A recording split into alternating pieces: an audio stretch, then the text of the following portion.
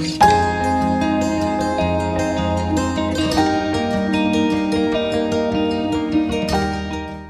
के नए संसद भवन को लेकर सियासी संग्राम जारी है।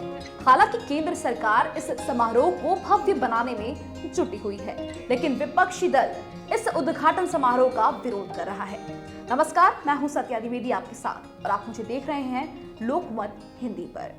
केंद्रीय गृह मंत्री अमित शाह ने बताया कि 28 मई को नए संसद भवन का उद्घाटन होगा और इस दौरान सेंगोल को स्थापित किया जाएगा।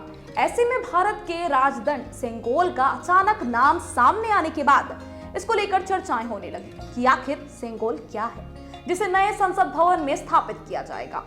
राजदंड को सेंगोल कहा जाता है। इसका अर्थ संपदा से संपन्न और ऐतिहासिक है। सेंगोल संस्कृत शब्द शंकु से लिया गया है, जिसका अर्थ शंख है। सनातन धर्म में शंख को बहुत ही पवित्र माना जाता है।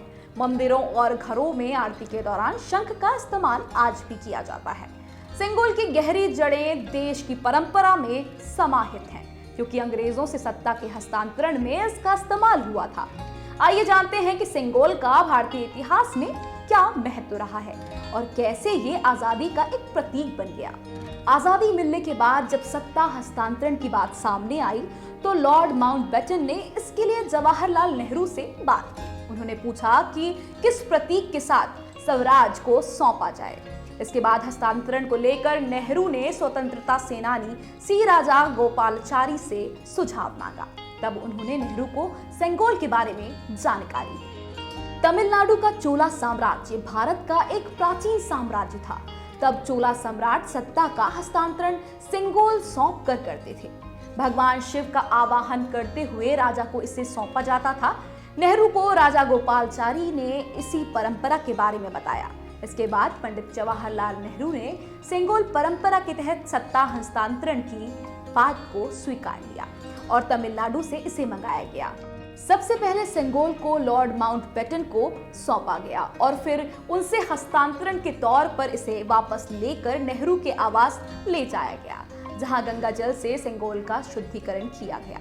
उसके बाद मंत्रोच्चारण के साथ नेहरू को इसे सौंप दिया गया। इसके बाद कभी भी सेंगोल का ज्यादा जिक्र नहीं हुआ। जब बी.आर. सुब्रमण्यम ने अपनी किताब में इसके बारे में बात की तो सेंगोल चर्चा में आया। तमिल मीडिया में इसकी खूब चर्चा हुई। इसके बाद प्रधानमंत्री नरेंद्र मोदी ने इसकी जांच और इतिहास के बारे में पता लगाया।